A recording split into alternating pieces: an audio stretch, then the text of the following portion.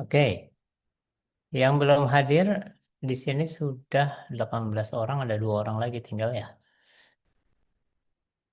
Tinggal Iqbal dengan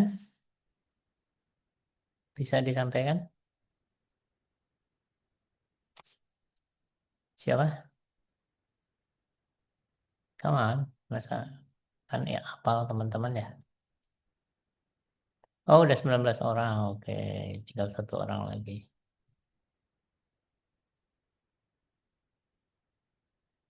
Iya, ya. Betul ya, cuma tinggal Iqbal ini. Oke. Ya, kita bahas pertanyaan yang muncul. Eh,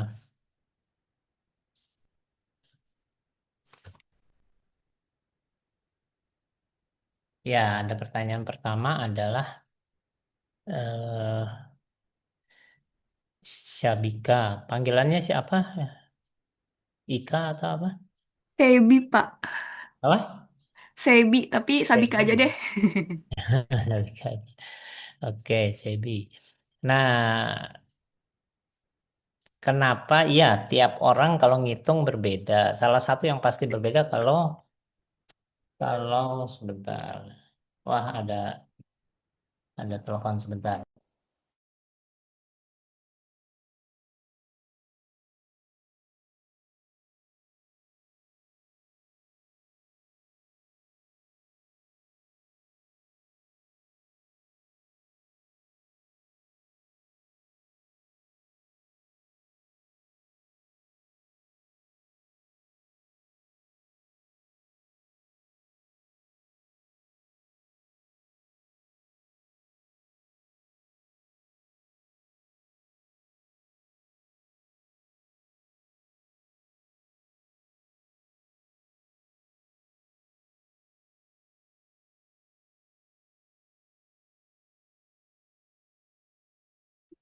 Iya, jadi yang jelas kalau ada DF itu itu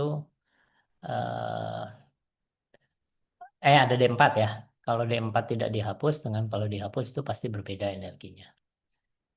Karena bahkan kalau teorinya diganti, energinya berbeda juga ya.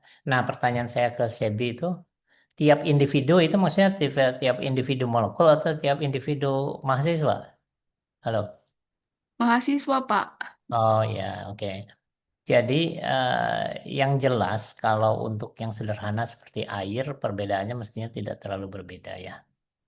Tapi kalau asam glikolat itu kan banyak konformasi ya. Jadi kita bisa bandingkan geometrinya jangan-jangan berbeda. Jadi yang menyebabkan perbedaan yang kadang cukup jauh ya, tidak cuma 1-2 kilojoule per mol gitu ya, tapi sampai 5-10 atau lebih itu karena konformasi. Ada ikatan hidrogen misalnya ya. Jadi yang satu hasil optimasinya memang berbeda dengan yang lain karena struktur awalnya memang berbeda. Itu ya. Terus, tapi kalau mestinya sih tidak akan jauh berbeda ketika kita sudah hitung selisih ya. Hasil reaksi dikurangi bereaksi. Saya ingin tunjukkan ada yang salah salah eh,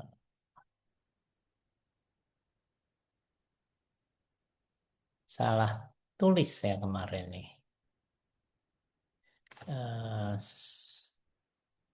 Saya coba tampilkan ya. Eh, apa yang salah? Eh, ini saya ganti share-nya ke ini. Sebentar.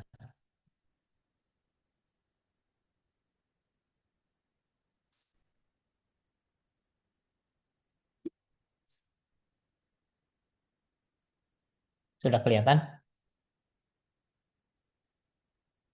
Belum, Sudah Pak. ya. Nah, ini Kan CHOH ini OH kepada Belum, CH2 Pak. Maaf, COH Bapak, ya. belum, Pak. Glikolat ya. Tambah metanol menghasilkan metil glikolat. Jadi OH-nya berganti menjadi OCH3 kan. Lalu tambah H2O. Nah, yang salah adalah kemarin saya nulisnya begini. Saya copy aja kesalahan kemarin di catatan. Jadi nanti di catatan tolong perbaiki supaya kamu jangan bingung nanti ini kenapa begini gitu ya. Sebentar.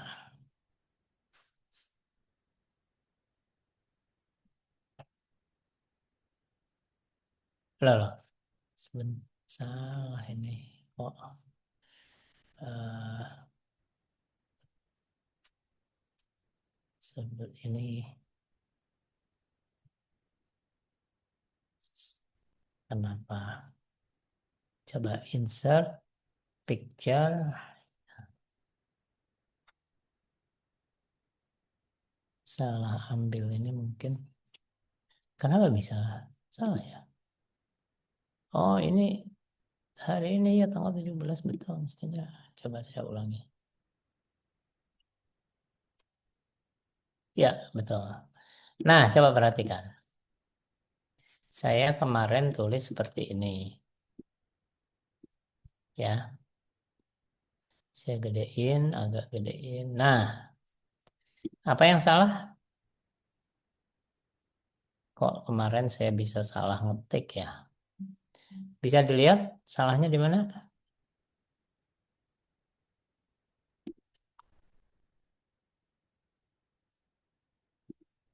Silakan, saya kamu tulis di apa?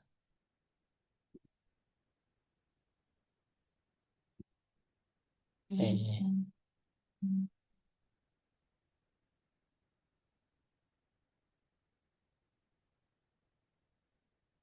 iya, ada yang udah nulis. Salahnya di mana? Iya, ini ya. Ini kenapa saya bisa salah? Mestinya H ini ya, entalpi. Jadi ini seperti ini. Cuma terkait dengan pertanyaan kedua, apakah kita bisa memperoleh itu entalpi? Nah, hari ini itu yang akan kita bahas.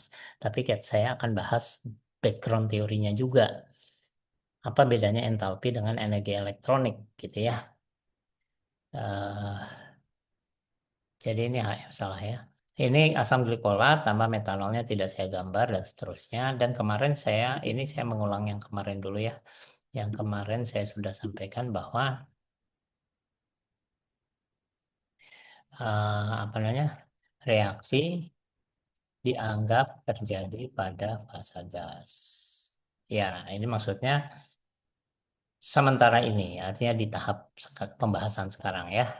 Sementara ini reaksi dianggap terjadi fase gas. Lalu, hal lain yang penting adalah bahwa energi elektronik yang dari total SCF energi itu kemarin saya sudah beritahu, eh,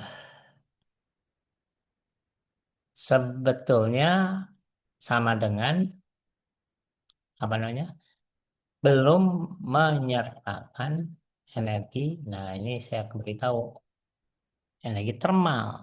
Nah, makanya saya hari ini saya akan bahas apa itu maksudnya energi termal, ya. Jadi yang kita dapat kemarin diselisihkan lalu diubah ke kilojoule per mol. Mudah-mudahan udah ada yang berusaha menghitungnya ya. Itu belum menyertakan energi termal. Sekarang pertanyaannya begini. Pertanyaannya pertama yang pertanyaan sederhana adalah apa itu energi termal? Itu yang pertanyaan sederhana. Yang kedua, sebetulnya selain energi elektronik, kalau kita melihat di tingkat molekul, ada energi apa saja? Ya, ada energi apa saja? Kamu tulis di Sokratif deh. Coba buka Sokratifnya. Pertanyaannya adalah,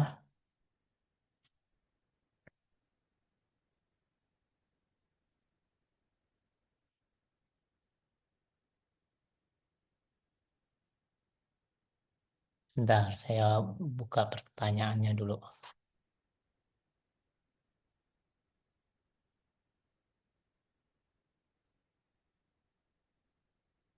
Supaya Anda paham nanti, kalau kita pakai, kalau kita ingin menghitung delta H, sebetulnya perhitungan tambahan apa yang diperlukan ya.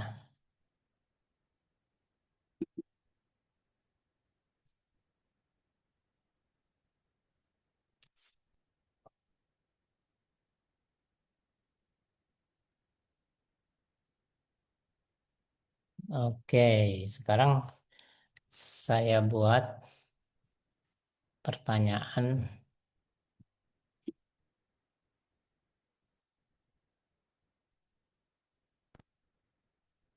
ini biar kebaca lebih jelas ya. Yang pertama, apa yang dimaksud dengan energi termal ya? Coba kamu,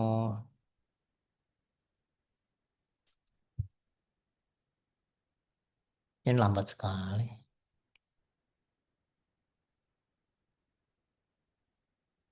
Wih, tulisannya loading. Eh, itunya ROM-nya UI S2 Kimia ya seperti biasa. Eh,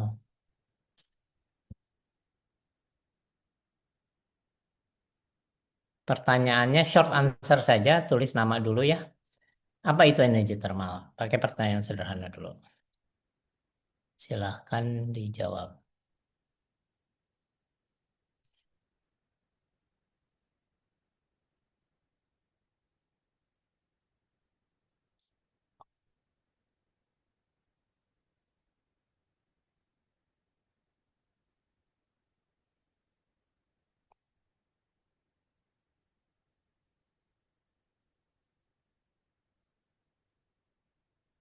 Jadi menjawab pertanyaan Sekar Ayu ya tadi ya.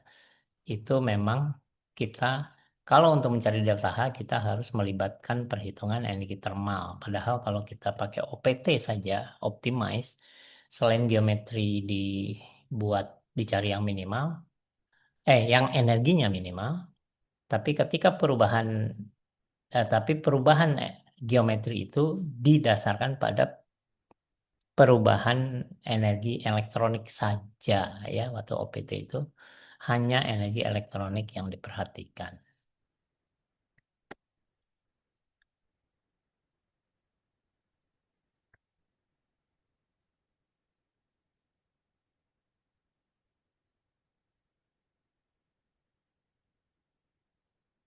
Oke, bagus Johan. Cukup bagus jawabannya. eh Energi yang ada juga yang bilang yang dipengaruhi oleh suhu itu juga ada benarnya.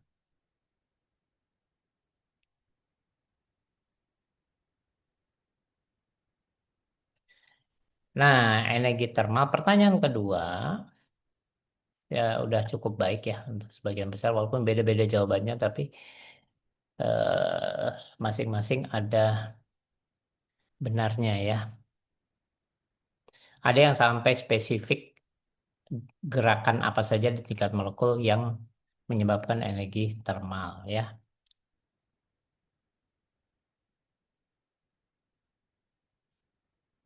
Nah, pertanyaan kedua sebetulnya di tingkat atom dan molekul, energi termal itu terdiri dari apa saja. Nah, tapi maksudnya di level atom dan molekul seandainya kita bisa melihat atom dan molekul tersebut ya. Seandainya kita bisa melihatnya, maka energi termal itu terdiri atas apa saja. Ini saya simpan dulu jawaban kamu sebentar. Nah, sekarang ke pertanyaan kedua.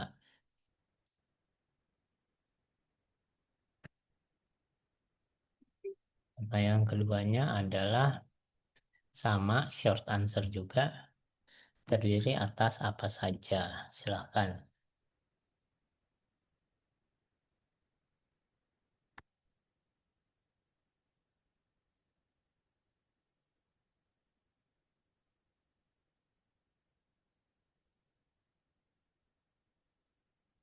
Seandainya kita bisa melihat itu ya.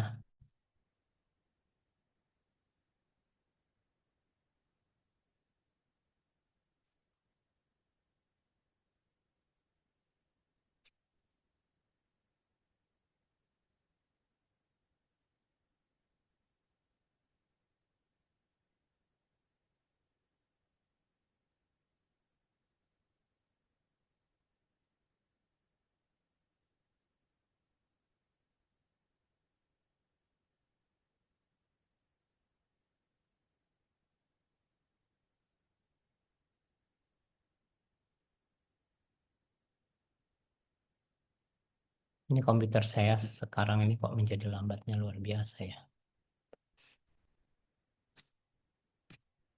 Suara saya sebetulnya terdengar kan ya? Tidak putus-putus ya. Terdengar, Pak. Ya, oke. Tapi ini komputernya lambat sekali, heran ini. Mestinya di restart mungkin tadi itu.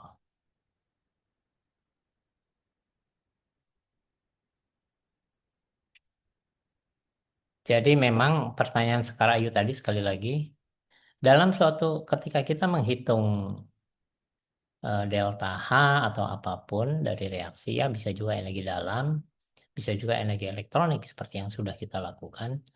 Konformasi itu harus diperhatikan ya. Bagus kalau kita bisa memperkirakan konformasi yang paling stabil, lalu struktur awalnya kita buat mendekati itu gitu ya, lalu kita optimasi ya. Nah, oke, ya, bagus bagus. Jadi sebagian besar sudah itu, tapi ada yang memasukkan energi elektronik, tidak termasuk ya. Ada yang menulis vibrasi, rotasi, translasi. Ini saya copy dulu jawabannya, bagus. Eh,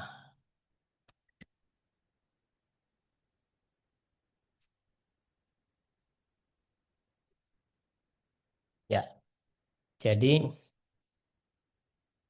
balik lagi ke sini, belum menyediakan energi termal. Jadi kalau misalnya kita bahas lebih mendalam, sebetulnya ada berapa macam energi yang dimiliki oleh suatu molekul ya.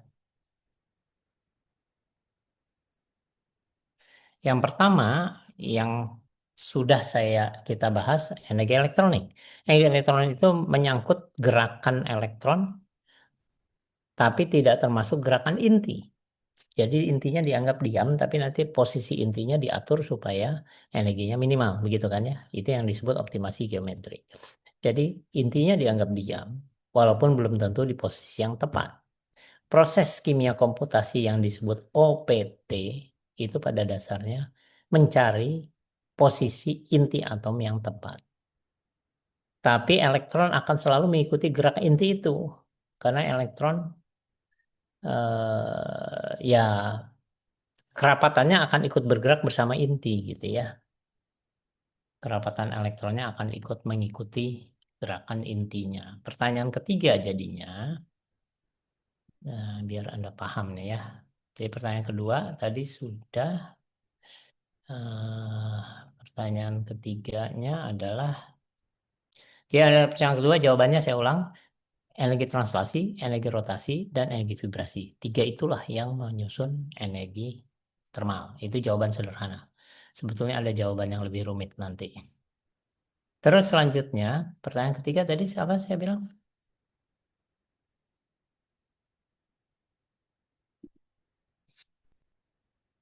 Sebentar. Saya kok lupa. Saya pertemuan tiga apa? Oh ya, ini aja. Energi elektronik itu sendiri, saya rasanya sudah bahas ini, tapi nggak apa-apa. Saya sekalian kalau memang sudah dibahas pun eh, mengingat kembali saja. Energi elektronik itu terdiri atas apa saja? Barusan sudah saya sebut sebetulnya secara singkat. Energi termal itu rotasi, vibrasi, translasi.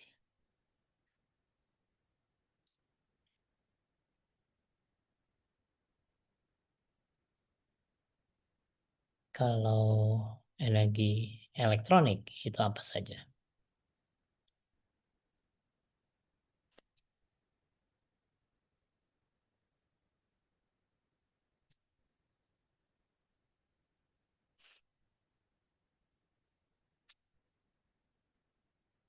Silahkan, energi elektronik menyangkut energi apa saja?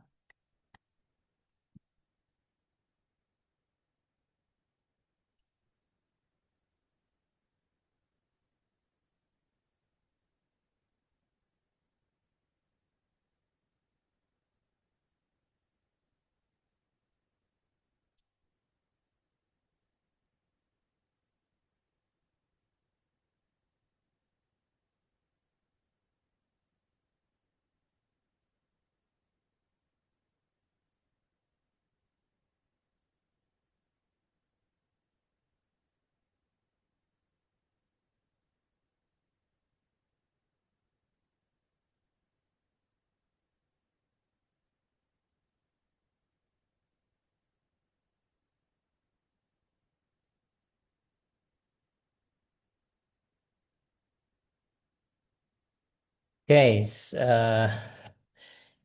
ada pertanyaan lagi ya dari Sebi. Waktu melakukan optimasi geometri di Avogadro, kita hanya sebatas, oh oke. Jenis force field itu umum untuk kimia organik sebetulnya jenis force field yang default itu sudah cukup. Jadi tidak perlu memilih ya. Tapi untuk yang anorganik seperti yang saya pernah sebut yaitu SF6, maka kita harus ubah kan ya menjadi Universal Force Field UFF.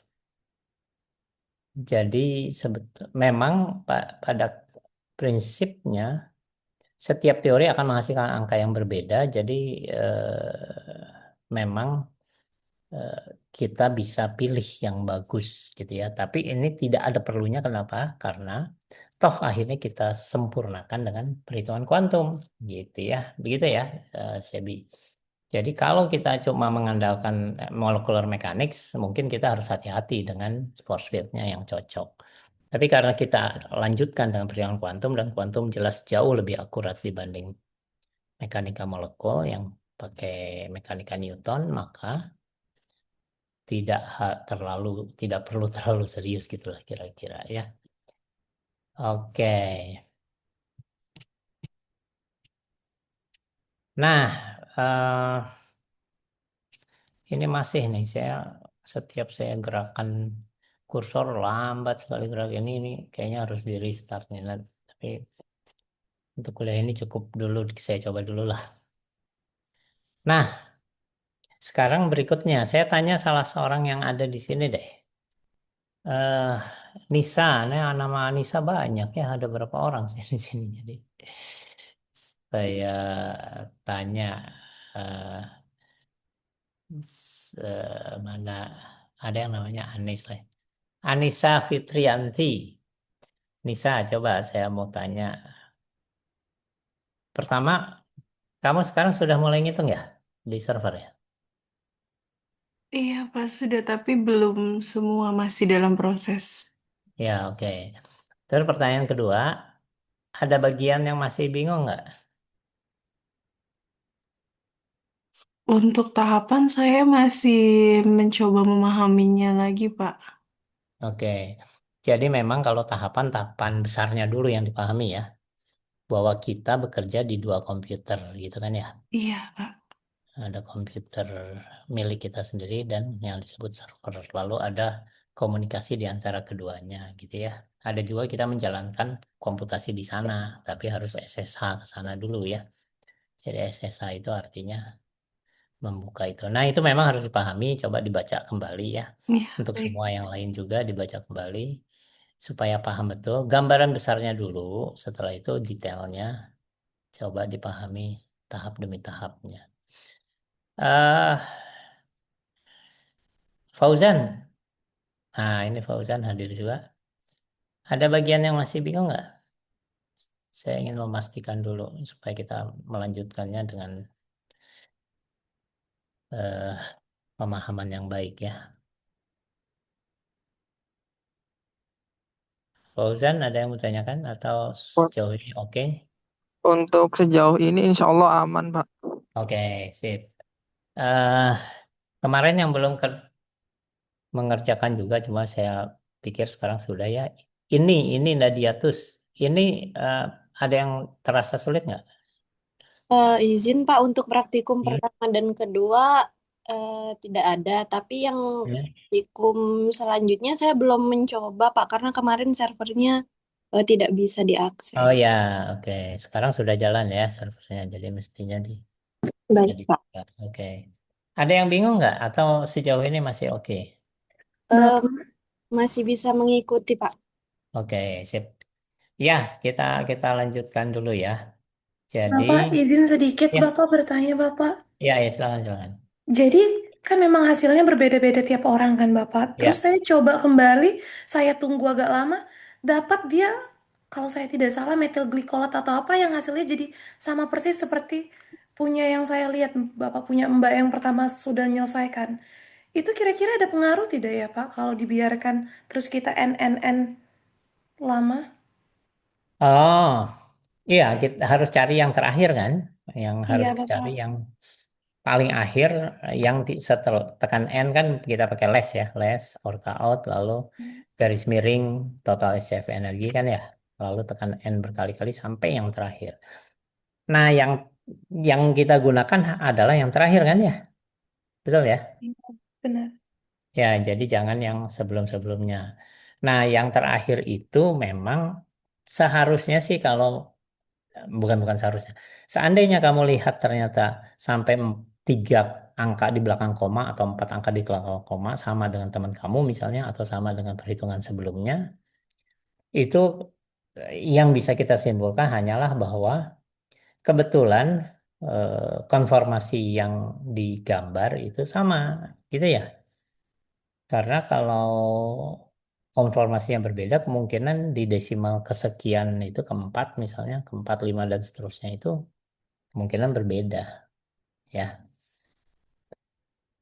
Iya, baik, Bapak. Oke. Sih, Pak. Dan kalau diulang bisa berbeda sebetulnya. Iya Bapak, ditekan lagi bisa berbeda, tidak ditunggu beda Bapak jadinya. Makanya saya kayak, lah Kalau gimana? apa? Kalau Yang pertama hasilnya itu tetap Pak, sampai yang terakhir. Terus saya biarin, saya buka lagi ke yang lain. Saya kembali lagi ke yang pertama. Kontrol N lagi ternyata dia masih bisa. Hasilnya baru dapat lagi yang seperti Mbak oh, duluan Bapak yang artinya terakhir. mungkin sebelumnya memang memang belum selesai ngitung kan? Tapi, oh gitu ya Bapak, kalau dibuka lagi tetap nggak susah baliknya lagi Bapak mendapat nilai yang seperti pacuan yang pertama Bapak. Kayak Hah? Mbak yang sebelumnya. Kok aneh? Seharusnya sih tidak. Hmm. Eh, Sebentar. Sebetulnya cara yang paling gampang untuk memastikan sebelum kamu ngelihat satu persatu total SCF energi itu adalah dengan perintah tail kan?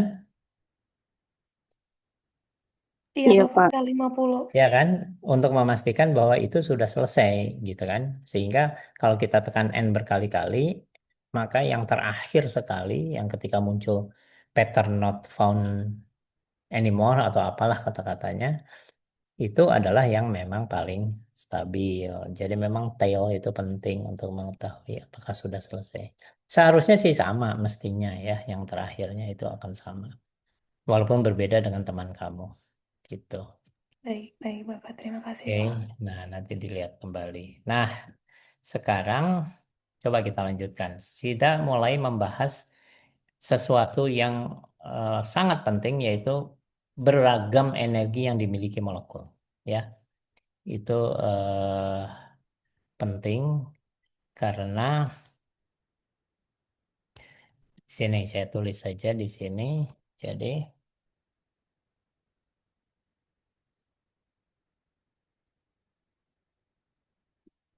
beragam energi molekul ya.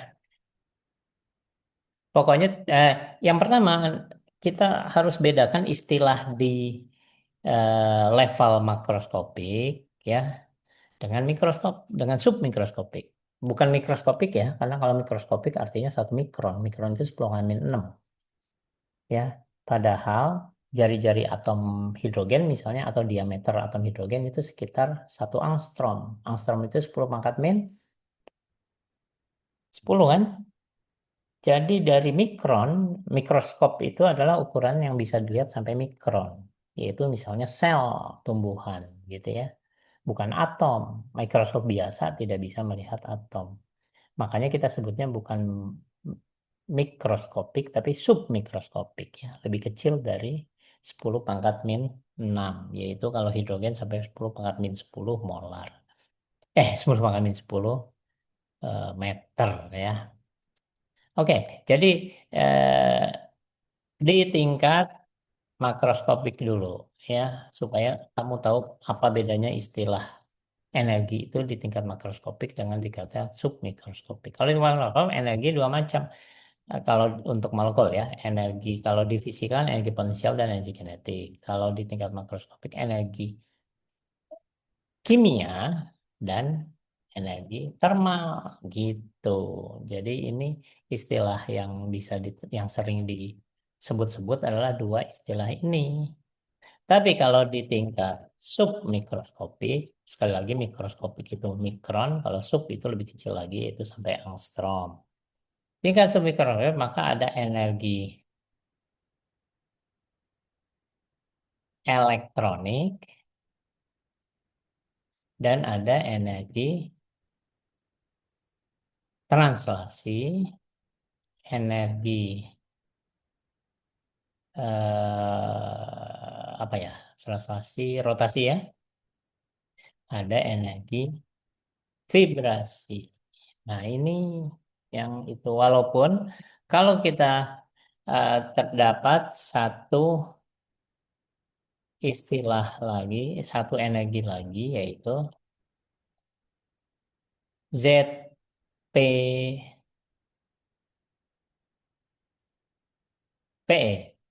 atau kadang-kadang disingkat jadi ZPE. Singkatan apa ZPVE?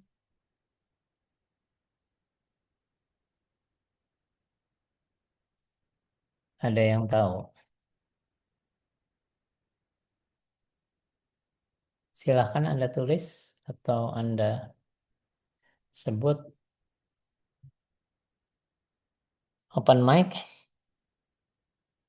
Silahkan. Zero Sudah point pegang. energi. Zero. Apa tadi? Poin energi. Zero point energi kalau singkatannya. Atau zero point vibrational energi. Tapi kalau vibrationalnya tidak disebut ya maksudnya tetap sama gitu ya. Zero point energy. Kenapa maksudnya? Nah, yang harus disampaikan adalah bahwa energi kimia itu sebetulnya sumbangan dari energi eh, di tingkat submikroskopiknya itu adalah energi elektronik gitu ya. Ini elektronik itu sebetulnya adalah energi kimia di tingkat makroskopik ya. Sisanya ini sebetulnya yang disebut energi termal.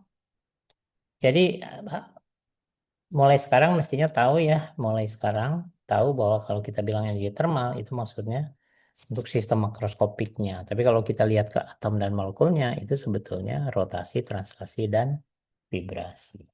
Gitu ya. Nah, ya bisa ditulis di sini. Di tingkat molekul menjadi translasi, rotasi, vibrasi. Itulah ya. Nah, betul juga bahwa ini adalah yang akan meningkat atau turun dengan perubahan suhu ya. Kalau suhunya naik, maka energi termal naik. Artinya apa? Bayangkan kembali molekul ini. Kalau translasi artinya ini secara berjamaah semua atom ini bergerak lurus gitu ya. Dia berjalan ke sana misalnya. Kalau rotasi dia muter kan terhadap sumbu X misalnya. Terserahlah gimana sumbu X-nya. Misalnya ini sumbu Y misalnya. Mau muterin ini sumbu Z artinya dia bisa mengitari sumbu Z juga. Itu ada energi rotasi. Mengelilingi sumbu X, sumbu Y, sumbu Z dan gabungannya itu adalah rotasi total ya. Ada satu lagi vibrasi. Kalau vibrasi kan ini mendekat menjauh ya. Atau sudutnya berubah. Sudutnya mengecil membesar ya. Nah, satu hal yang penting untuk dipahami adalah ketika kita bicara energi termal, yaitu vibrasi, rotasi, dan translasi, kita lihat bahwa intinya bergerak. Sedangkan kalau energi elektronik, intinya dianggap tetap diam di tempatnya di sini, tapi elektronnya bergerak. Jadi kalau kita menjawab pertanyaan tadi, yang sudah kamu berusaha jawab, energi orbital, energi eksitasi, energi ionisasi, ya macam-macam.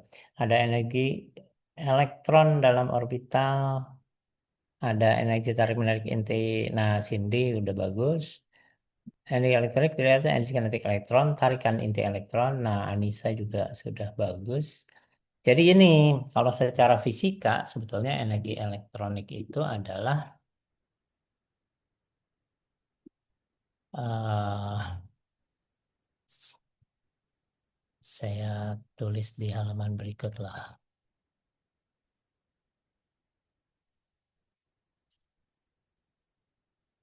Nah, energi elektronik ya. Kita sebentar.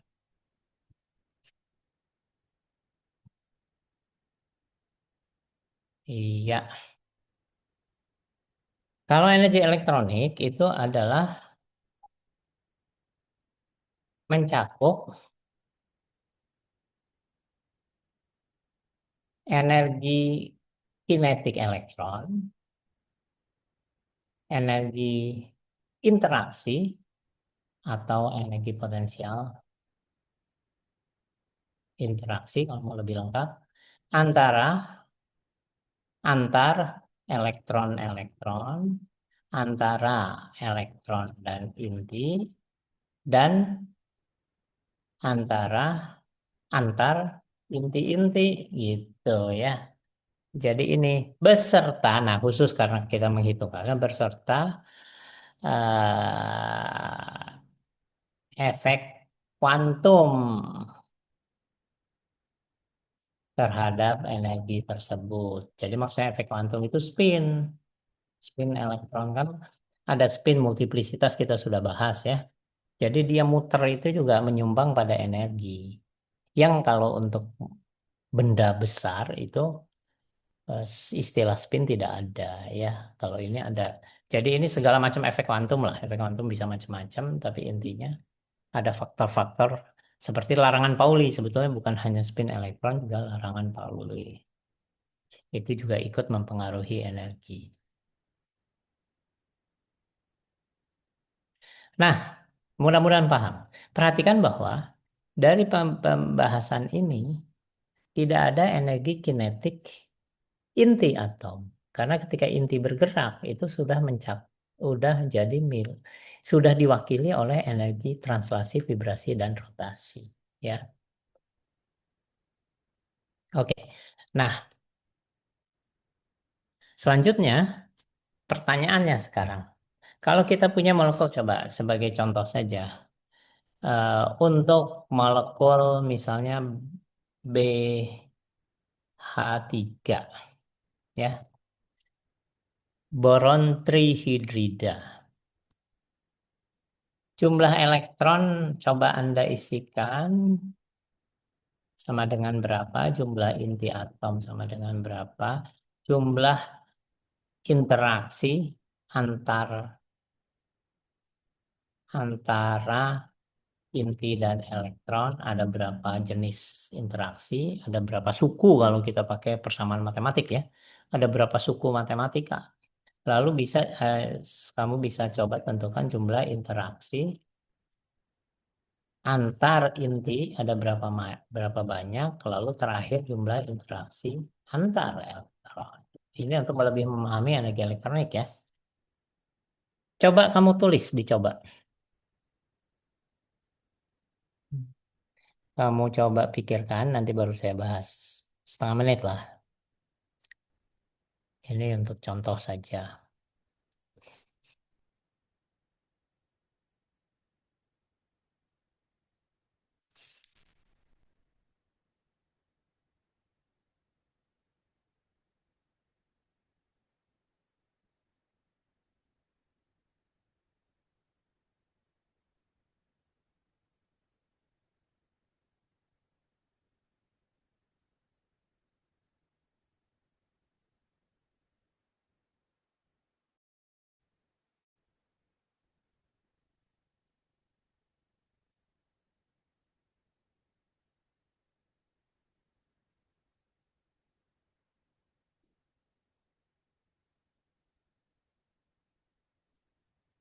Saya panggil ya salah seorang ya. Nafis, coba Nafis. Berapa jumlah elektronnya?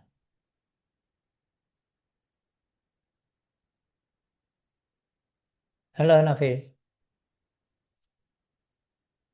Iya, Pak. Ya, berapa jumlah elektronnya? Untuk molekul BH3. Ini saya pilih molekul yang sederhana ya.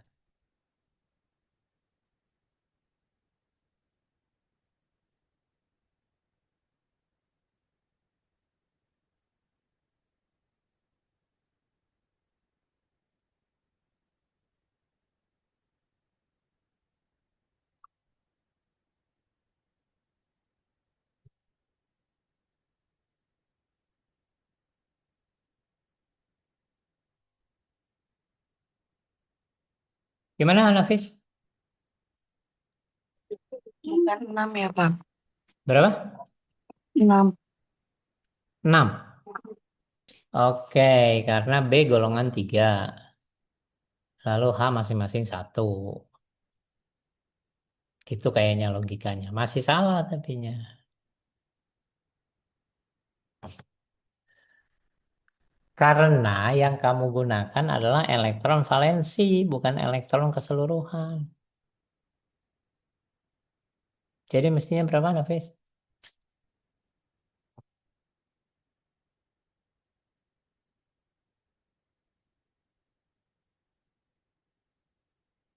Hampir benar ya, hampir benar. 6 itu ada logikanya memang. 20, Pak.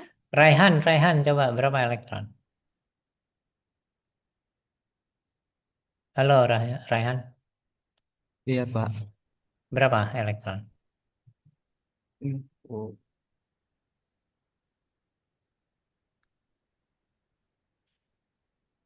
9, Pak. 9. Kebanyakan malah. 8, Pak. 8. 8. 8 kan boron itu kan ada satu S2 lalu dua S2 2P1. Jadi di kulit terluar memang 3, 2S2 2P1 itu kan. Karena dia golongan 13. Jadi dia elektronnya 3 di kulit terluar yaitu kulit kedua ada 2S2P, tapi kulit ke satu kan masih ada 2 elektron kan ya. 1S2. Jadi total 5 elektron B, sedangkan hidrogen masing-masing 1, jadi total 8 elektron. Inti atom berapa? Gampang ini mah, tapi coba Sinta, Novelia Sinta. Berapa jumlah inti atom? Dia Berapa? 4. Iya, gampang kan ya. Kalau ini gampang. Lalu jumlah interaksi antara inti dan elektron. Ah, ini susah ini. Nah, gampang nih sebetulnya. Ada yang bisa memberitahu? Ngacung, volunteer, langsung open mic Tiga aja. dua Kedua, Pak. Pak. 32 iya. Kalikan aja. Karena kan ada inti atom 1 ke elektron 1, inti atom 1 ke elektron 2, ada inti 1 ke elektron 3. Itu masing-masing punya interaksi kan. Lalu nanti inti atom kedua ke elektron 1. Ya tinggal dikalikan gitu ya. Jadi 23 interaksi. Atau nanti 32 suku dalam persamaan matematik gitu ya. Suku persamaan ya. Suku aja lah cukup ya. Jumlah antar inti-inti berapa? Cindy bisa ngitung nggak?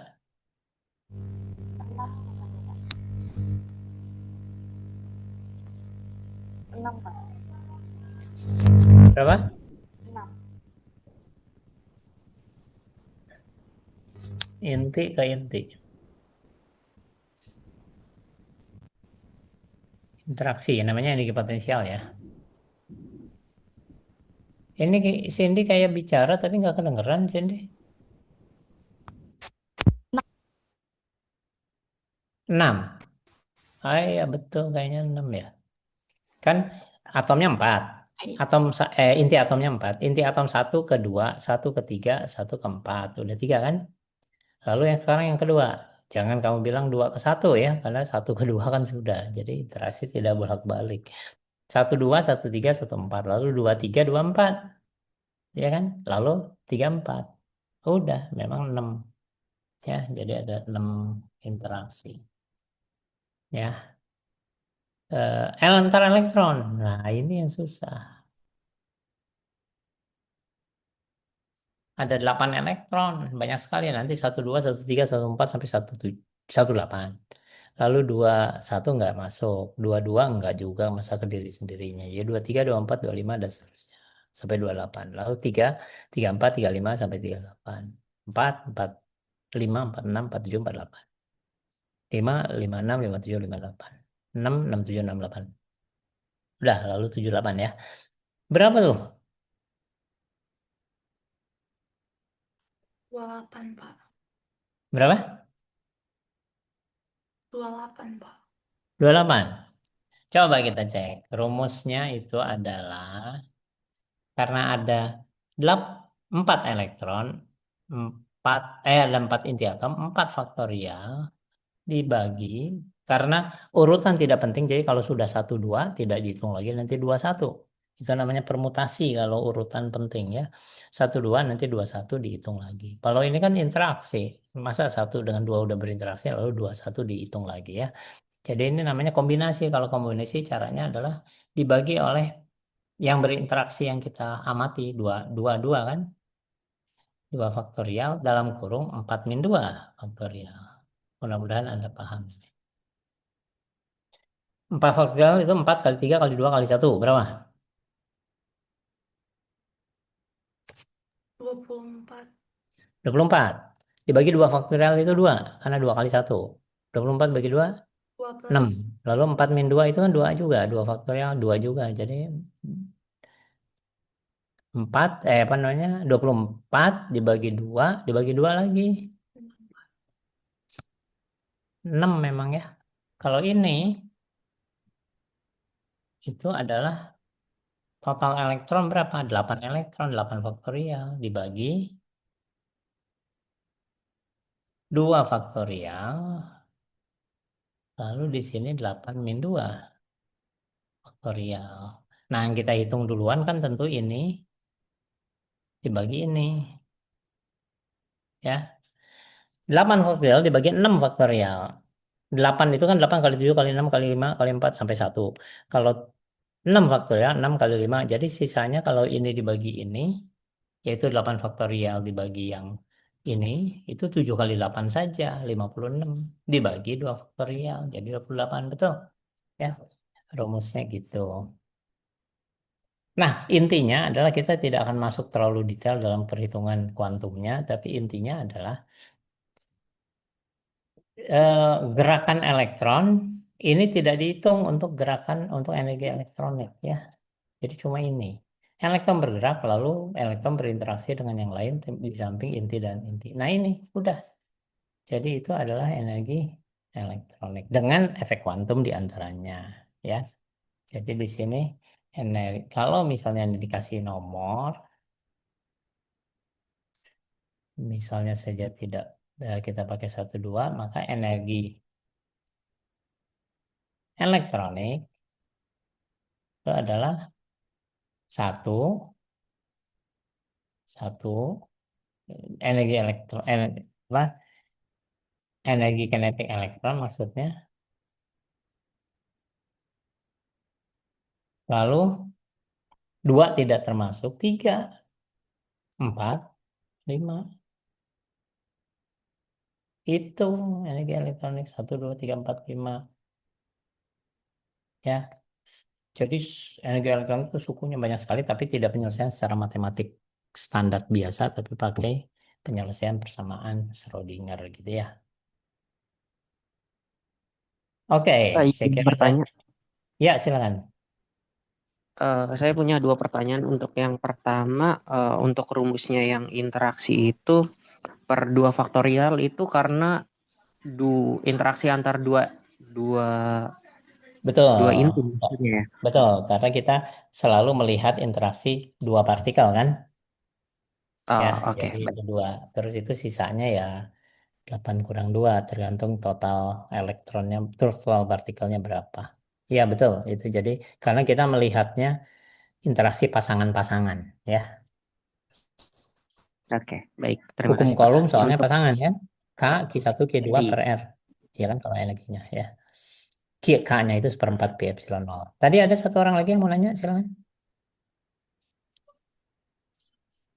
pertanyaan saya juga, Pak, tadi. Oh, Saya apa? pengen bertanya. Satu lagi, jadi elektron yang berinteraksi antar inti itu nggak cuman elektron valensi berarti ya, Pak. Untuk yang 1s 2s juga terlibat ya, Pak. Berarti. Termasuk dalam ikatan. Betul, itu bedanya karena pendekatan teori ikatan valensi yang kita pakai apa overlapping, orbital terluar segala macam itu pendekatan saja, tidak akurat. Ya, yang akurat adalah semua orbital terlibat dalam ikatan juga, gitu. Oke. Oh, Jadi, baik. jadi Oke, makanya harus terima kasih. dihitung semuanya, ya. Mhm. Itu karena kita nggak tahu elektron mana yang akan terlibat atau emang mereka tuh secara bergantian akan saling mempengaruhi, Pak?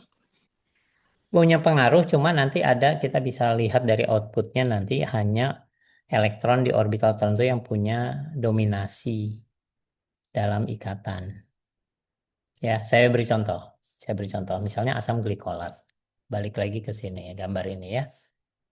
Kan ada O ada H. Tentunya elektron ikatan antara O dan H ini itu orbital yang terlibat terutama 2p dari O dengan 1s dari H gitu ya. Atom lain tidak terlibat. Tapi sebetulnya secara kuantum bukan tidak terlibat, sumbangannya kecil gitu ya. Contoh lain, kalau C dengan C misalnya. C itu punya 1s2, 2s2, 2p2. Di samping sebagiannya sudah overlapping dengan orbital di hidrogen gitu kan. Kalau ini juga sebagian sudah ke oksigen. Tapi untuk C dengan C, jadi yang jelas kita bisa, bukan kita bisa, yang jelas diabaikan ketika kita membahas teori ikatan valensi yang pakai hibridisasi lah dan sebagainya. 1s2 dari C ini dengan 1s2 dari C ini diabaikan. Apa dianggap tidak saling berinteraksi. Paham ya jawabannya?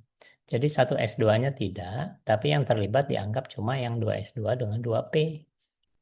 Tapi kenyataannya semua terlibat, gitulah. Ya, Baik, oke. Pak. Ya.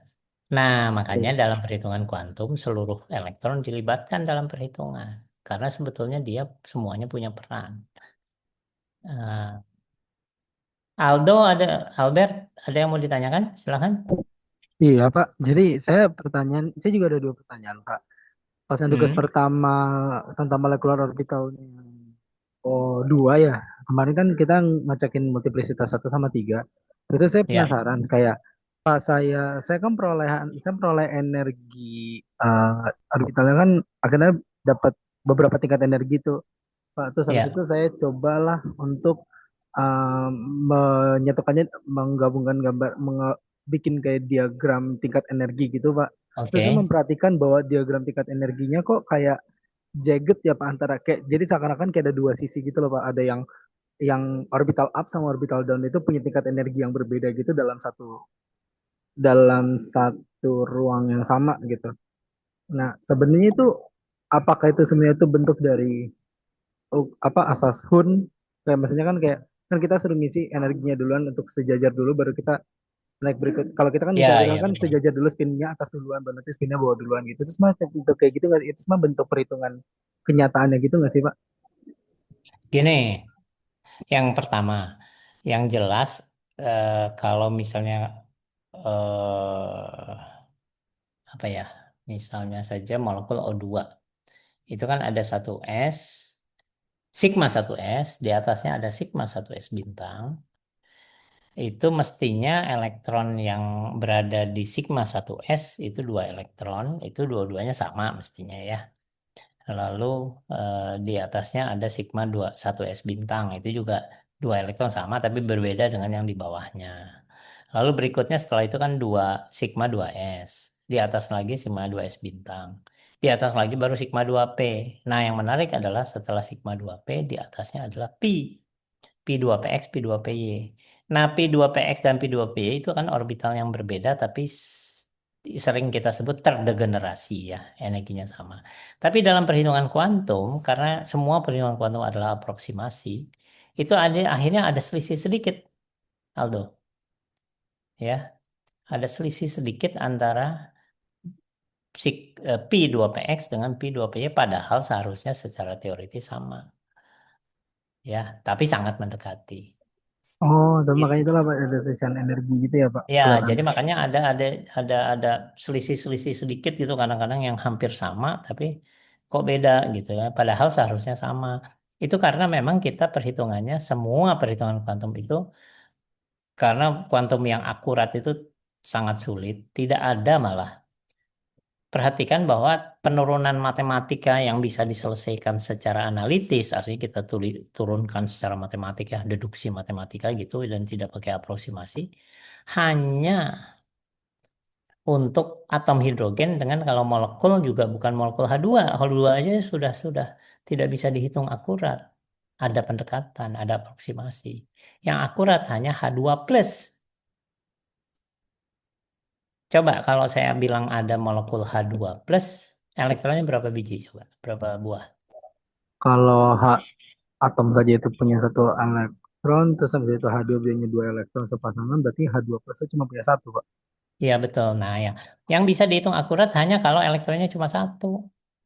Kalau sudah ada interaksi antara elektron, tolak menolak antara elektron, itu sudah sangat rumit sehingga tidak ada seorang ahli matematika pun sampai sekarang yang bisa menyelesaikan persamaan. Bahkan untuk yang sesederhana H2, tidak bisa diselesaikan. Helium juga tidak bisa. Helium, hidrogen bisa, helium tidak bisa. Natrium bisa asalkan natrium 10 plus. Nah, kenapa coba natrium 10 plus?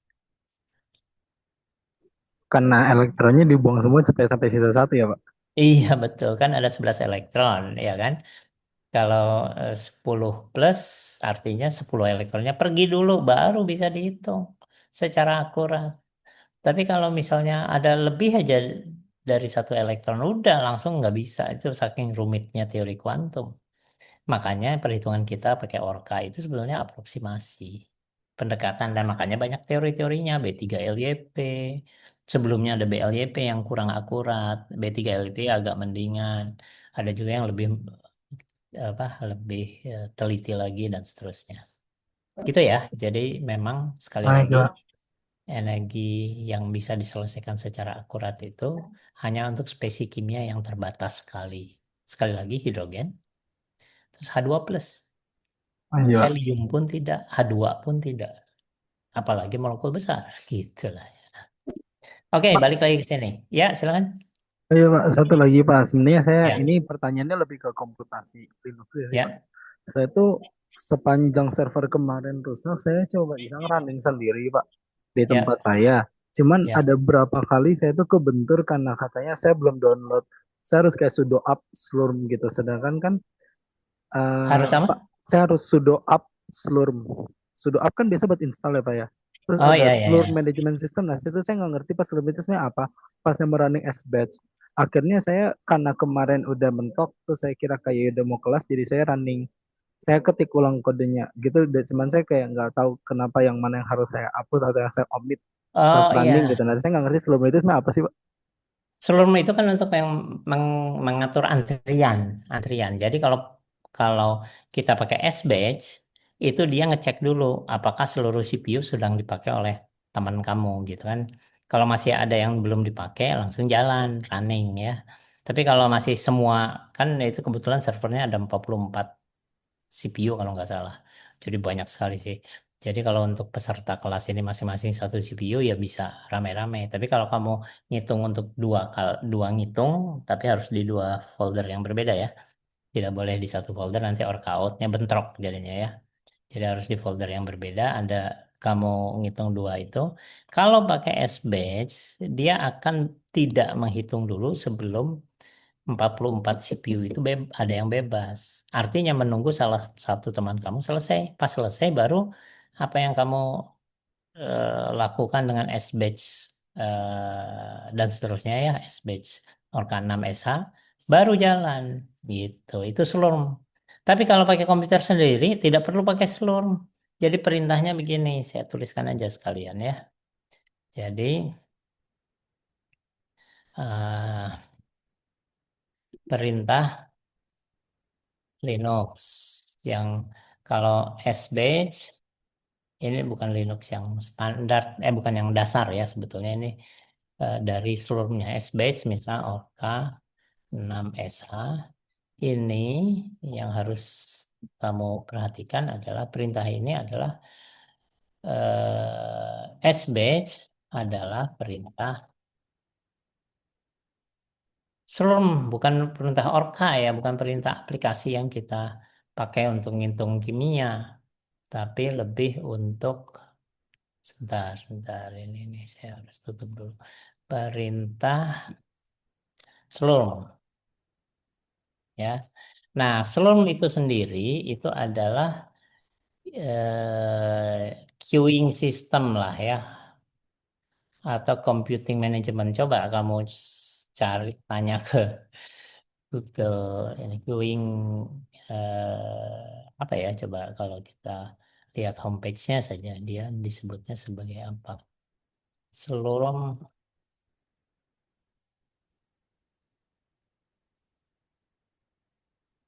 So, job scheduling system ya, jobs computing job kalau mau job scheduling system ya istilahnya.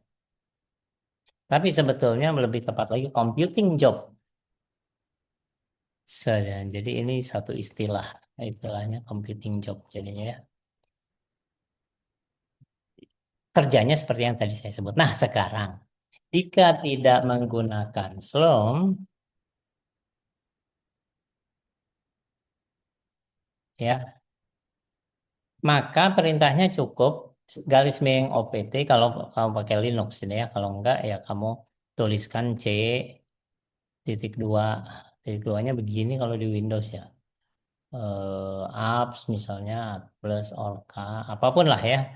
Nah, tapi kalau di Linux perintahnya adalah OPT yang di Linux yang kita gunakan sekarang Orca ini Orca 6 misalnya ya. Lalu Orkan ini artinya apa? Aplikasinya namanya Orca, tapi ada di folder ini, gitu ya. Jalankan Orca, lalu gunakan Orca in sebagai input, lalu buat lu keluaran Orca out. Sudah gini enter. Jadi arti ini itu artinya panah ke kiri, artinya ini akan menjadi input bagi aplikasi ini, gitu. Lalu ini outputnya. Gitu. Tapi kalau misalnya kamu perintahnya cuma begini saja, Maka ketika listrik di rumah kamu padam, padahal servernya masih nyala, atau sambungan terputus katalis, maka langsung berhenti karena harus nyambung terus koneksi kita ke server. Supaya tidak mati tapi jalan terus, harus tambahkan dan. Jadi dan itu, jadi ini perintah eh, kalau tanpa slurm ya, kalau tanpa slurm. Paham? Paham, Mbak.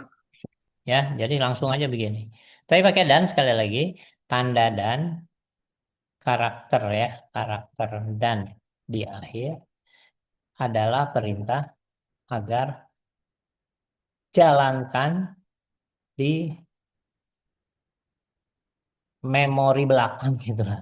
Apa ya ada istilahnya? Maksudnya begini, kalau di memori depan itu memori yang akan otomatis terhapus kalau kita sambungan terputus ke server. Tapi memori belakang maksudnya ketika ngitung dia pindahkan ke memori perhitungannya memori lain yang kalaupun kita putus itu terus jalan programnya. Ngerti ya? Jadi dengan tambahan dan program tetap jalan walaupun koneksi terputus. Nah, ada satu lagi yang mungkin perlu saya jelaskan juga adalah bahwa di server yang katalis itu jangan sekali-sekali pakai ini perintah ini. Ya, jalan sih, pasti jalan dan selesai, workoutnya juga keluar.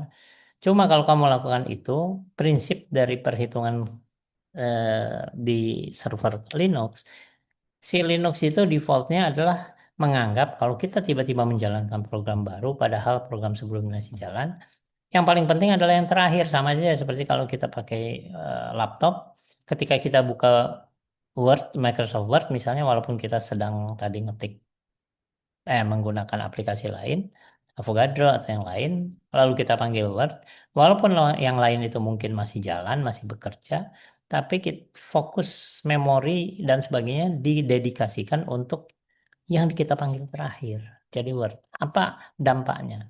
Dampaknya kalau Anda pakai perintah ini di Katalis, Anda telah berlaku tidak adil pada teman kamu. Seolah-olah teman kamu yang lagi jalan programnya diambil alih memori dengan CPU-nya untuk kamu gitu kan, kira-kira begitu. Makanya jangan sekali-sekali pakai ini kalau di server komputasi karena aturannya harus pakai batch ya. Terima kasih, Bang. Nggak apa-apa, Pak. Ini cuma Ya, buat saya running di komputer saya doang, Pak. ya makanya kalau di komputer sendiri gini aja perintahnya jadinya. Ya, Terima kasih, Pak. ya. Kenapa? Silakan. Oh, enggak, Pak. Terima kasih, Pak. Terima kasih ya. Oke, sih dikira ada pertanyaan lain. Oke, sama-sama. Nah, sekarang kita balik lagi ke sini. Jadi ini ada perhitungan energi elektronik itu ini semua ya tadi. Atau kalau pakai contoh ini energi elektronik. Yaitu yang nomor satu tapi energi kinetiknya saja. Yang nomor dua tidak diikutkan dalam perhitungan. Maksudnya tidak ikut, interaksinya tetap dihitung, tapi yang tidak dihitung adalah energi kinetiknya ya. Untuk yang dua. Karena apa? Karena inti atom dianggap diam. Gerakannya justru masuk ke dalam energi translasi kalau dia bergerak beramai-ramai ke satu arah tertentu. Jadi vibrasi kalau dia mendekat menjauh dalam ikatan misalnya atau sudutnya berubah-ubah.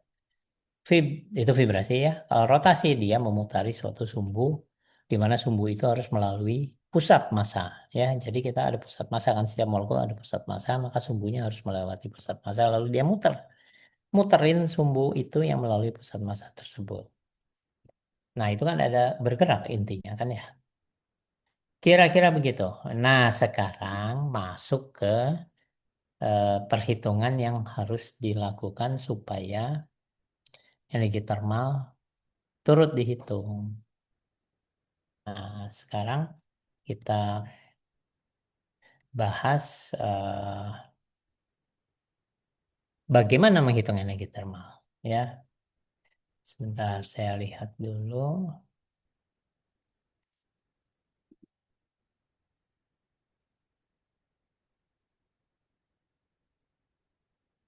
Sebentar. Energi elektronik kan sudah ya.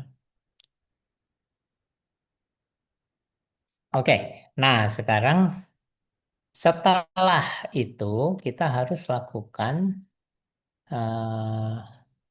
perhitungan frekuensi vibrasi molekul. Jadi intinya adalah demikian.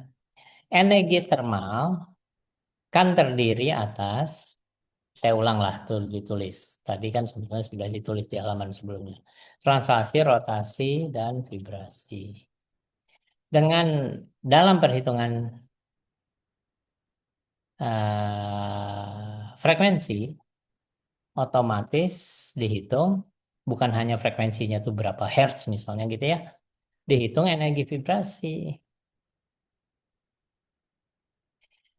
Disertai otomatis rotasi dan translasi dihitung juga. Bagaimana perintahnya dalam file input ya? Dalam input file perintahnya adalah kita pakai tanda seru spasi B3LYP spasi apa? D4 kita hapus, lalu dev2 SVP kan ya? Lalu nah ini OPT-nya diganti menjadi frek. Lalu large print bolehlah. Large print selalu ikut lah. Nah ini jadi OPT-nya diganti frek. Bagian bawahnya sama. Polanya sama lah ya dan seterusnya dengan pola yang sama kecuali baris pertamanya harus diubah. Nah, satu catatan yang penting adalah eh, beberapa hal penting. Satu, bahwa file tersebut, file tadi, file tersebut lah, file yang sudah diganti perintah itu harus ditempatkan di directory yang berbeda dari yang OPT ya. Jadi kita copy, nanti saya beri contoh caranya. Caranya sudah saya kasih contoh belum ya untuk perhitungan frekuensi? Udah belum minggu lalu? Sepertinya belum, Pak. Kemarin masih Belum ya? ada. Oke. File tersebut harus ditempatkan di directory yang berbeda, lalu geometrinya diganti dengan geometri terakhir dari perhitungan OPT. Ini jadi berbeda dari komputasi sebut OPT ya. Ini juga lalu ambil, jadi saya beri contoh sekarang. Jadi ini perhitungan vibrasi. eh Otomatis output dari perhitungan vibrasi, luarannya apa saja, kita bisa, sebentar ini,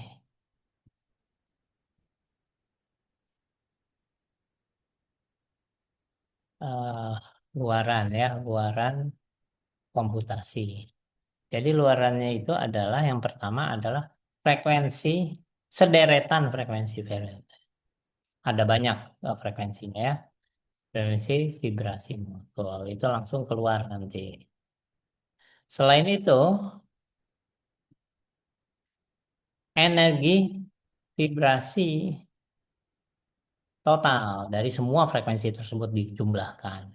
Itu akan ditemukan. Ya. Tapi selain itu, energi resonansi ikut dihitung, energi translasi ikut dihitung. Karena kalau translasi mudah saja, karena translasi itu kita adalah 1,5 atau 3/2. 1,5 apa? Masih ingat? Energi translasi 1,5 apa? Ada yang ingat? Silahkan. Mungkin ada yang masih ingat kimia fisik. Come on. Ini 3/2 KT. K itu namanya apa?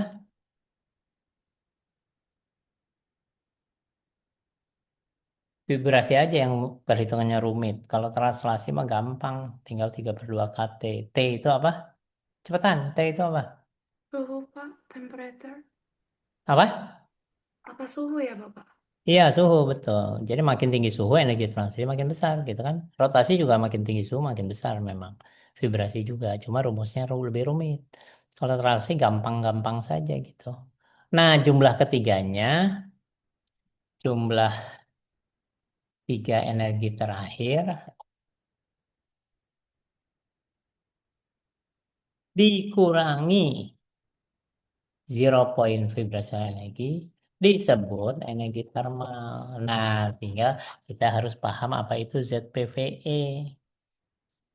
Sekarang gini, saya tanya sekarang, kalau energi vibrasi yang tadi saya bahas di sini, nih, beragam energi molekul ya. Sebentar. Energi vibrasi rumusnya ada yang ingat nggak?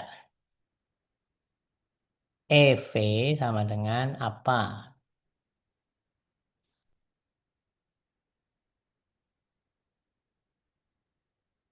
EVIB, gitu aja saya tulis ya. EVIB sama dengan untuk per vibrasi. Untuk per frekuensi vibrasi dulu ya sebelum kita bahas untuk semua. Nggak ingat?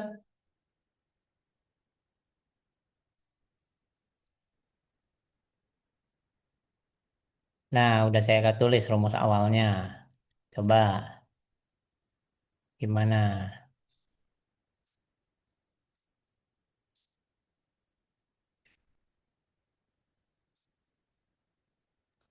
Yes. Ah, V apa? Plus apa? Titik-titik. Terus dikali apa Plus di sini? setengah. Iya, plus setengah, betul. Eh, V plus setengah kali apa di sininya? ACV, Pak. H, C per lambda atau H kali frekuensi. Pakai F aja dulu lah sebentar. HC per, kalau mau itu HC per lambda ya.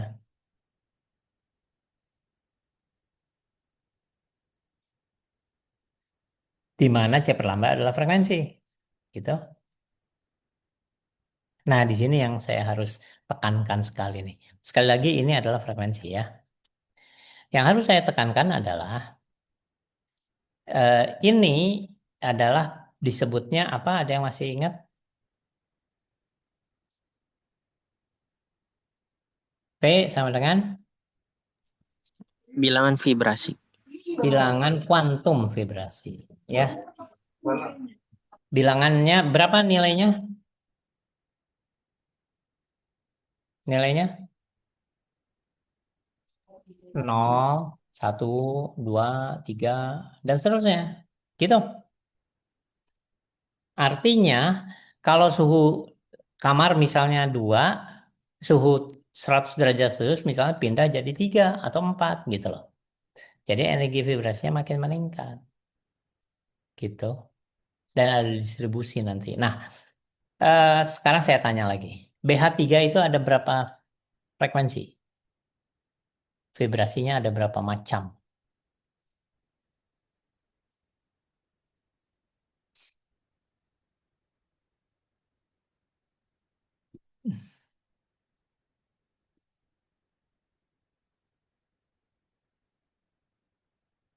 Silahkan. Kayaknya ini harus saya bahas secara sendiri mestinya ya. Jadi energi tadi ini ada macam-macam. Energi vibrasi ini di sini singkat saja. Ini saya hapus saja. Saya pindahkan ke sini.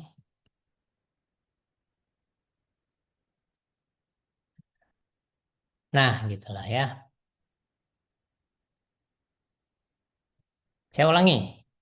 Berapa jumlah frekuensi jumlah modus vibrasi normal disebutnya ya. Masing-masing frekuensinya umumnya beda-beda, tapi bisa saja ada yang sama. Molekul BH3, silahkan Sanda jawab.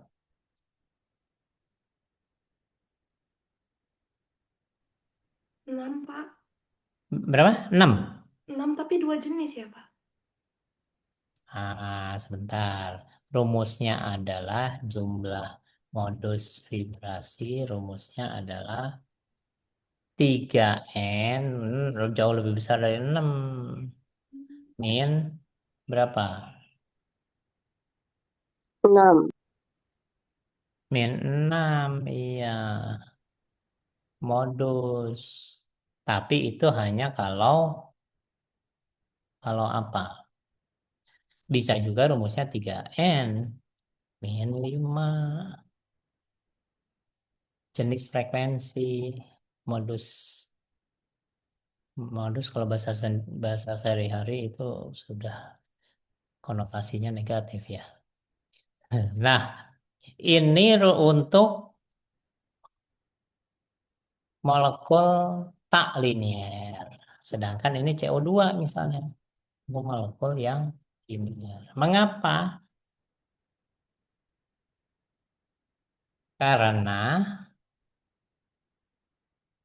total modus translasi, rotasi, dan vibrasi sama dengan 3N. Ini yang paling gampang dihafal ini. Jadi misalnya, kalau BH3 total translasi, vibrasi, rotasi berapa?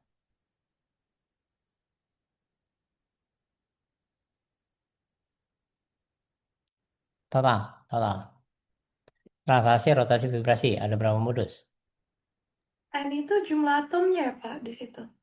Iya, jumlah atom. N itu jumlah atom, betul. Jadi total berapa? 24, 3 kali 8 ya, Pak? Eh, kok 8? Total atom tapi, Pak. Iya, 12 BH4. Pak. 12. Atomnya kan cuma 4.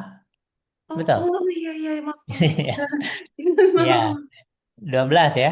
Jadi ada 12. Tapi itu total 3 jenis ini. Tapi translasinya ada 3, yaitu gerakan arah X, arah Y, arah Z. Jadi ada EX, EY, EZ translasi. Kurangi 3. Rotasinya ada mengelilingi sumbu X, mengelilingi sumbu Y, mengelilingi sumbu Z.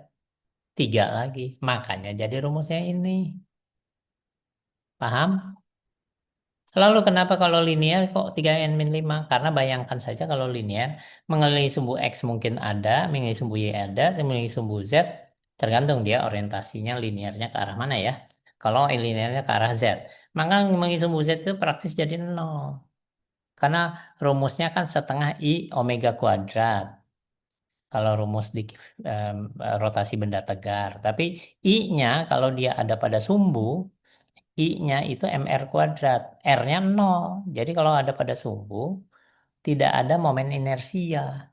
Jadi ketika energi kinetiknya setengah I omega kuadrat, I-nya 0. Makanya akhirnya rotasinya cuma 2. Jadi intinya akhirnya modus translasi selalu 2, 3, arah X, arah Y, Z, arah Z kan. Gerakan arah X, gerakan arah Y. Modus vibrasi, salah, rotasi. Melalui vibrasi sisanya melurusasi bisa 3 jika tak linear, bisa 2 karena kalau linear bayangkanlah, kamu coba bayangkan pensil diputar-putar, kalau ke arah salah sumbu muternya adalah ke ya, Anda bisa bayangkan lah mestinya jadi 0 akhirnya yang salah satu, jadi cuma 2 jika linear gitu, sehingga ya vibrasinya harus dikurangi 2 ini. Karena translasi rotasi vibrasi 3N, maka vibrasinya adalah setelah dikurangi 3 translasi dan 3 rotasi atau 2 rotasi. Paham ya? Jadi ini sekalian mengingatkan prinsip-prinsip. Nah, sekarang saya tunjukkan prakteknya. Ini udah waktunya habis, tapi nggak apa-apa, kita tambah 5 menit saja. Jadi caranya adalah Saya share ininya untuk menghitung, sekali lagi untuk menghitung vibrasi, apa namanya, nanti dari situ barulah keluar entalpi, karena entalpi itu mencakup thermal juga, beda dengan elektronik gitu ya. Jadi saya share ininya, apa namanya, ininya. Nah, kelihatan ya, saya masuk sebagai UI apa nih? KK 2026 ya. Oke. Nah, coba saya pakai yang punya saya misalnya. Loh, kok hilang? Nah, ini. CD Muhammad Abdul Qadir. Lalu di sini ada asam glikolat, ada kan asam glikolat. Lalu saya ingin menghitung asam glikolatnya sampai entalpi, maka saya buat M-Kadir asam glikolat strip frag misalnya gitu ya. Oke. Jadi perhatikan, selain asam glikolat ada asam glikolat frag. Nanti kamu lakukan untuk molekul-molekul lain ya.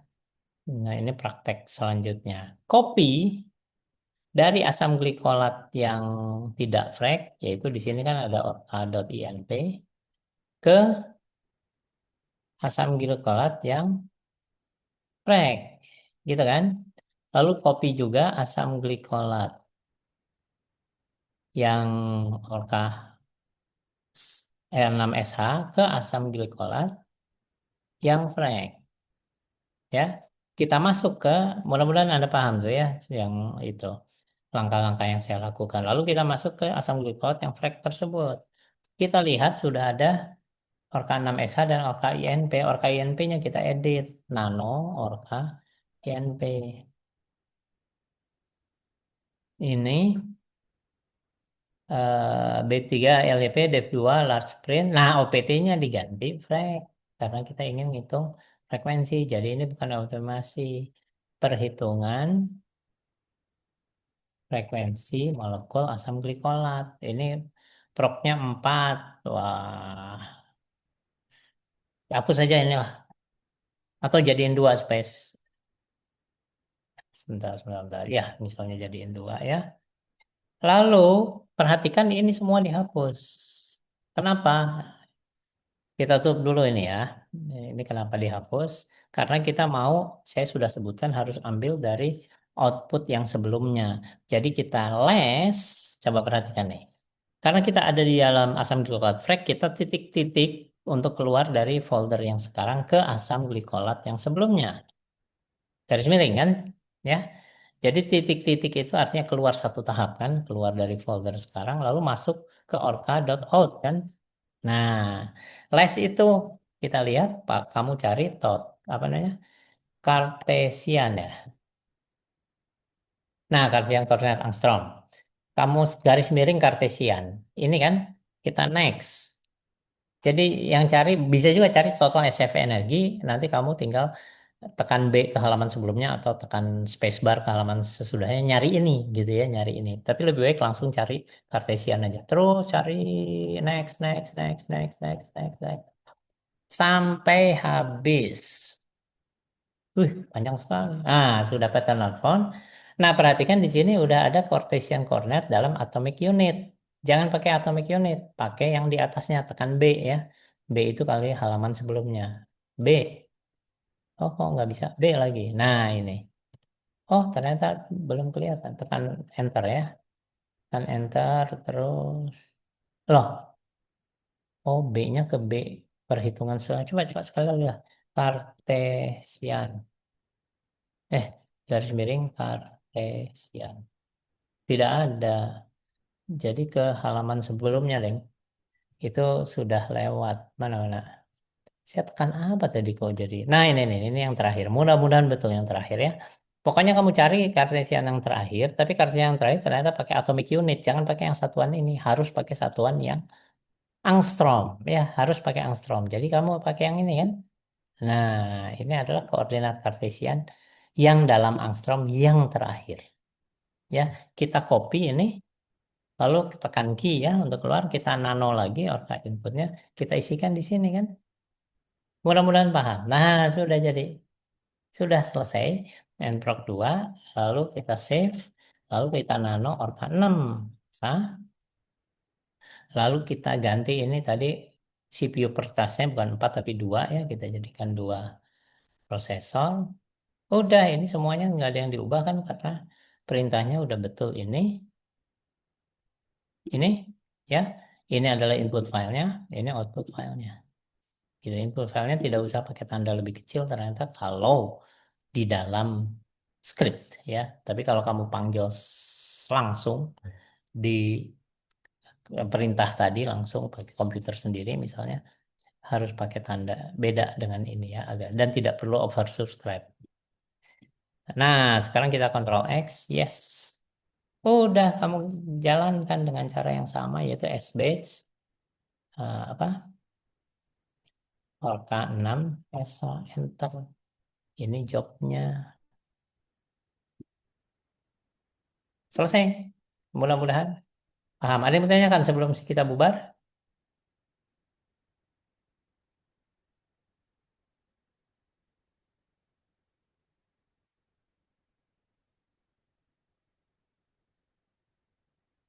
Nggak ada.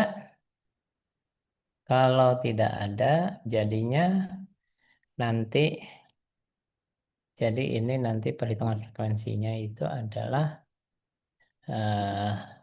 ini luaran tadi ya.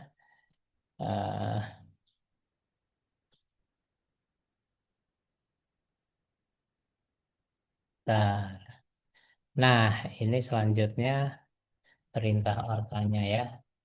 Jadi tadi sudah saya tulis harus ada tanda seru apa tadi?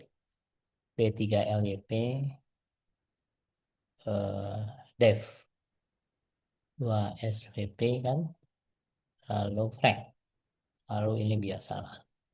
Lalu ini baris terakhirnya yang tadi barusan saya jelaskan.